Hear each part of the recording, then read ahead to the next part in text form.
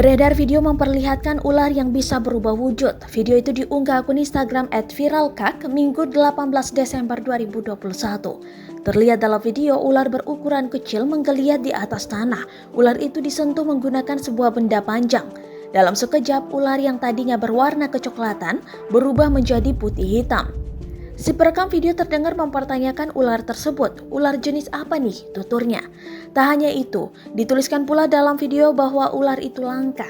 Boleh berubah wujud aneh tapi nyata, tulisnya. Banyak warganet yang memberikan komentar, salah satunya akun Instagram @fikri_arisandi02.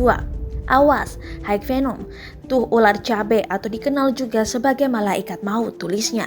Ditelisik, ular Hike Venom merupakan salah satu ular paling berbisa. Itulah sebabnya disebut sebagai ular malaikat maut.